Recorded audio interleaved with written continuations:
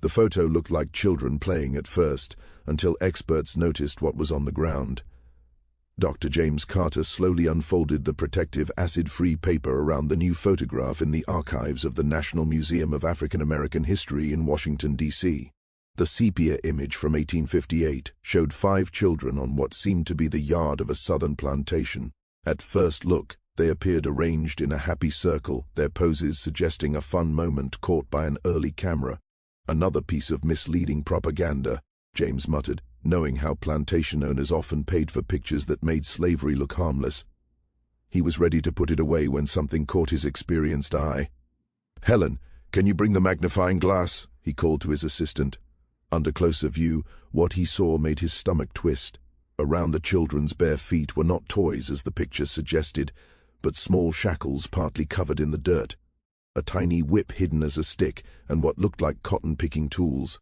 Most upsetting was a metal collar half hidden in the grass behind the smallest child, a boy no older than 7. "My God," Helen whispered, peering over his shoulder. "They were made to pose," James said, his voice strained. "Look at their eyes. They're full of fear." Beneath the forced smiles, the children's eyes told another story, especially the smallest boy standing a bit apart, whose look held more than fear, a quiet defiance. On the back of the photograph, faded writing said, "Fairview Plantation, Georgia, 1858, Master William's Amusements." Below that, in different handwriting, Thomas, age 7, sold 3 days after. "I need to learn who Thomas was," James said, already feeling a bond with the child who had those strong eyes. This is not just another plantation picture, it's proof. These children posed under force, and someone tried to record it in secret. Morning light came through the tall windows of the research room as James laid out his papers. The photograph of the 5 children sat in the middle, surrounded by plantation ledgers, slave sale papers, and maps of antebellum Georgia. "Fairview Plantation belonged to the Henderson family," Helen said, setting a ledger next to the photo. William Henderson Jr. was 19 in 1858, probably the Master William named. James nodded, reading the ledger. "And here is a sale note from June 18, 1858, boy Thomas, age 7, bought by Nathaniel Reed of Charleston for $175, 3 days after the photo date." "Why photograph children they planned to sell?" Helen asked. "That's what makes it strange," James answered. "Photos cost a lot back then. Owners usually only photographed slaves they saw as valuable or wanted to record for some purpose." James looked at the image again. The other children looked accepting, but Thomas's face stood out, a look that showed understanding beyond his young age. "Now see his hands," James pointed. "They are tight fists while the others have open palms, as told." A fast check of Reed's papers brought another surprise. Unlike most slave buys, Reed wrote detailed notes. Boy Thomas, literate against all rules, found reading in the stables 1 week after purchase. Punishment given, value reduced. He could read at 7. Someone taught him in secret, James said. That was very risky for both the teacher and the child. Later in Reed's notes came a worrying line: Thomas escaped July. Bloodhounds sent out. A 7-year-old tried to run away, Helen whispered. James leaned back, thoughts racing. What happened to this boy? Did he make it? And who took this picture, setting it up to quietly show the tools of cruelty? The puzzle was growing, and James felt pulled to uncover the story of the small boy with brave eyes and forbidden knowledge. James spent 3 days studying the photograph under various lights. On the 3rd day, with ultraviolet light, faint words showed along the bottom edge, almost impossible to see normally. "Remember them, TW," he read out loud. TW. Maybe that's the photographer? A look through old records of photographers in Georgia in the 1850s found a good match: Thomas Woodson, a free black man who ran a small photography shop in Savannah. This was very dangerous work, James told the museum director, Dr. Amelia Phillips. If Woodson was secretly recording the truth of slavery, it explains why these pictures are not in normal collections. Amelia agreed. They would have been hidden and shared through secret networks. More research showed Woodson had links to abolitionists and maybe the Underground Railroad. A journal from a northern abolitionist spoke of photographs from W that could change minds if we spread them safely. At the same time, Helen followed young Thomas's path after his escape try. Reed's records showed he was caught and punished hard, but strangely, instead of being sold cheaper like usual for problem slaves, he stayed on the plantation. "Listen to this note from September 1858, Helen said. Boy Thomas moved to kitchen work under cook Martha, kept from fields due to escape risk. T's not normal, James said. Why keep a child seen as trouble? The reason came in a letter from Reed to a business friend. Martha says the boy is her grandson and promised to poison the house if he is sold. As she is the best cook in Charleston and hard to replace, I agreed for now. Thomas had family guarding him, James said quietly, and maybe links to Woodson, the photographer. The pieces started to fit better. The photograph turned into a sign of resistance, family ties, and risky recording. James went to Charleston to check the old Reed plantation records kept at the South Carolina Historical Society. The kitchen building still stood on the site, now a historic place. Martha was greatly valued, the site historian said during the tour. She had rare power for an enslaved woman. In the household accounts, Martha showed up often Christmas bonus to Mother for great work, extra cloth for Mother for a new dress. She used her role wisely, James noted, gaining favor while keeping Thomas safe. In a corner of the kitchen house, under a loose floorboard found in a 1970s repair, workers had discovered a small package, a child's reading primer with letters practiced in the edges, a carved wooden toy, and most important, a folded note in rough writing. Thomas learning good, dangerous but proud. James understood Martha had taught him to read, keeping up the learning started before he was sold. More records showed Martha sometimes hired out for events in Charleston, often with her kitchen boy. Those city trips could have let her meet free black people and maybe Thomas Woodson. I think Martha and Woodson worked together, James told Helen on their evening call. She was getting Thomas Reed to escape one day, and Woodson was recording plantation life. The next morning, James found a newspaper piece from 1861, Slave Unrest Grows as War Nears, Notable Escape of Cook and Child from Reed Plantation During Trouble, Reward Posted. They made it, James whispered, feeling a sudden rush of feeling. As the Civil War started, Martha and Thomas got free. Their trail became harder after that. Where did they go? Did they reach safety? In Philadelphia, James met Dr. Vanessa Johnson, an expert on the Underground Railroad. Charleston had one of the best city networks, she said. For a skilled cook like Martha with city contacts, escape was hard but possible. Vanessa showed him letters from William Still, a famous Underground Railroad leader. In one from December 1861, Still wrote about receiving him and Grandma from Charleston. Boy shows strong reading and sharp mind. That has to be them, James said with excitement. There was more. Still noted the boy carried important images sewn into his clothes. With Woodson's link, these were likely photographs. The path led to Philadelphia's active free black community. City lists showed Martha working as a cook in an abolitionist home in 1862, and school records from a Quaker program for freed people included a Thomas, age 11, advanced reader. Martha's risks had worked. Most interesting, a letter from Frederick Douglass spoke of a bright young man fresh from slavery who brought strong proof of Georgia plantation conditions. His words and photographic proof helped in appeals abroad. Thomas took part in abolitionist efforts. Vanessa said the photographs were not just records. They became tools in the worldwide fight against American enslavement. As the Civil War went on, records showed Thomas, still young, helping Union forces, maybe as a messenger or scout, where his reading and knowledge of plantations helped a lot. He changed from victim to someone making change, Vanessa said. But the defiance in his eyes in that first photo was not just a passing look. It shaped his whole life. The story grew bigger than expected, not only a record of cruelty, but a tale of resistance, learning, and the push for freedom. Military papers from 1864 mentioned a T from Charleston guiding Union troops in coastal Georgia. His deep knowledge of the area helped greatly. He would have been only 13 or 14, Helen noted as they read the files. Children grew up fast in those times, James replied. His special past made him especially useful. A Union officer's report praised the colored youth T, whose information on plantation areas near Savannah aided the advance and saved lives.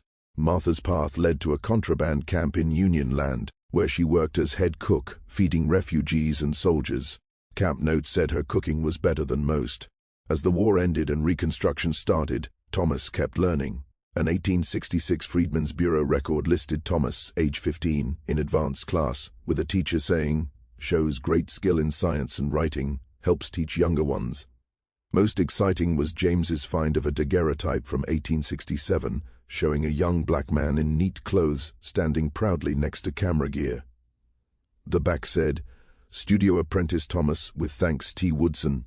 "The link is clear," James said. Thomas Woodson had taken him as an apprentice. Woodson's diary, kept in a small black history collection, described a teacher-student bond that mixed skill, bravery, and duty to show truth. The photographer's notes said his apprentice young man shows great talent for framing. His eye for truth comes from hard experience. Yet he makes pictures of real beauty and respect. Helen said he went from being in a cruel photo to making ones that gave power. James nodded. "It's a strong change, but we have a gap in his later years. The records get thin after 1870. Now the task is to follow Thomas into adult life and find what happened to the boy with defiant eyes who lived through slavery, war, and loss." Between 1870 and 1880, Thomas's trail grew weak. The best clue came from business lists showing a T. Walker photographer working for a short time in Philadelphia and then Boston.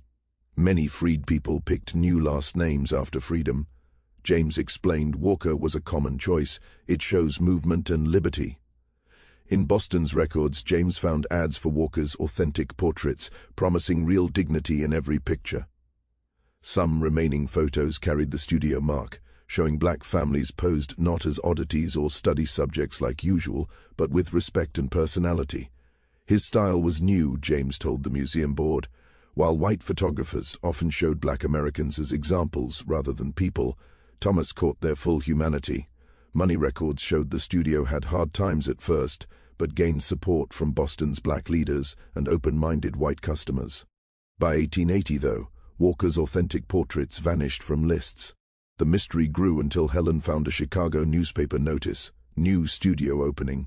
T. Walker, photographer of Boston, brings his praised style to Chicago's growing community." Chicago lists confirmed Thomas moved there, opening a bigger studio focused on family pictures and images of modern black life.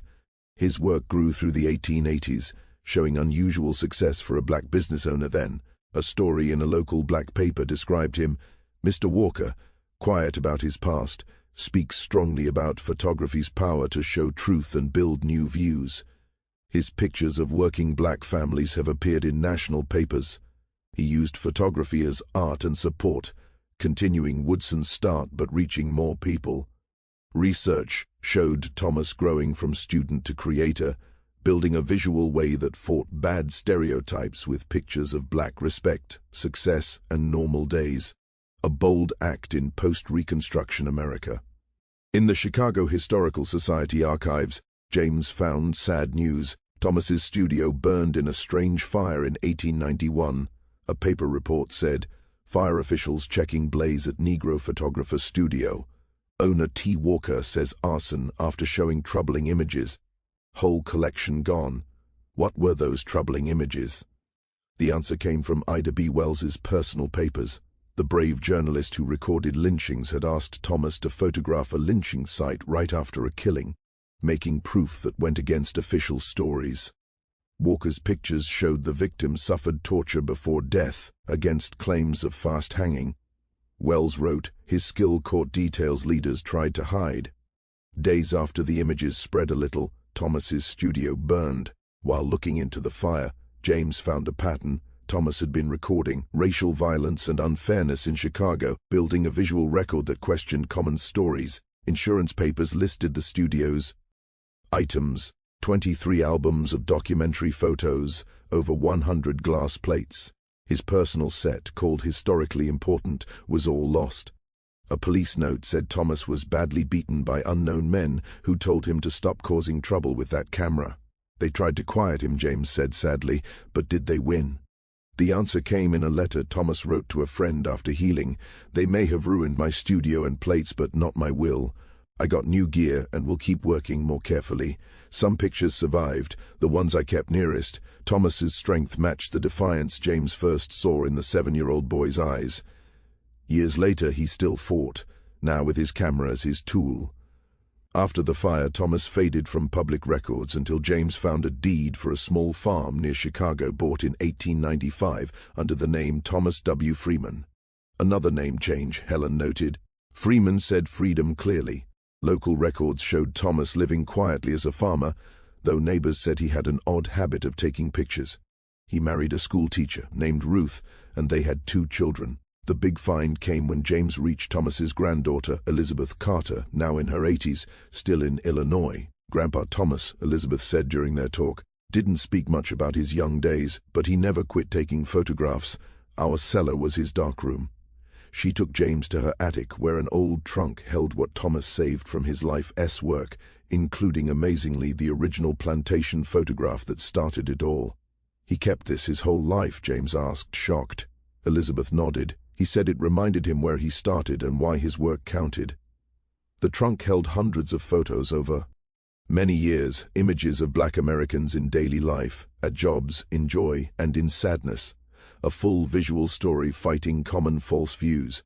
Most amazing was a handwritten memoir called From Property to Photographer that started, "I was 7 when a man named Woodson risked everything to show the world what slavery really was. His bravery taught me a camera could be stronger than a rifle." The memoir told Thomas's full path, his early reading thanks to Martha's risky teaching, his escape, war years, and his promise to capture truth in pictures. Elizabeth said he wrote this for people to come. He always believed one day America would be ready to see itself honestly. James knew he had solved not only the mystery of the plantation photo, but found an amazing historical gift, a personal account crossing slavery, Reconstruction, and more, told by a man who changed from own to witness. 6 months later, James stood in the middle of the National Museum of African American History's new exhibit, From Property to Photographer, The Remarkable Journey of Thomas Walker Freeman. The original plantation photo held the main spot, now explained right. Next to it hung Thomas's portraits from every part of his career, showing his growth as an artist and recorder. The exhibit drew attention from around the world. Visitors walked slowly through the rooms, many touched deeply by the strength of the images and the story behind them. "What moves me most," James told a group of students, "is how Thomas took back the power of photography. The tool that once showed him as property became his way to claim humanity and truth." Thomas's memoir, Saved and Scanned, was published and praised highly. His photos, hidden for years, now appeared in books and news everywhere. In the last room, a big screen showed changing selections of Thomas's images next to modern photos on similar topics, showing how his early work shaped later documentary photographers. Elizabeth Carter came to the opening with her children and grandchildren, standing quietly before the plantation photo where everything started. He would be surprised to see this, she told James. Not just his work getting noticed, but how the talk about our history has grown. James nodded. The things on the ground in that first photo, the shackles, the whip, were meant to stay hidden in plain view. Thomas spent his life bringing those hidden truths into clear light. As more visitors came into the exhibit, James watched their faces, moments of understanding, thought, and sometimes tears. What began with noticing tiny details in one old photo had uncovered not just one person's amazing path, but a strong way to see American history through Thomas's eyes and camera. Visitors could follow a journey from slavery to freedom, from being an object to creating art, showing a story of resistance and strength that almost disappeared from history.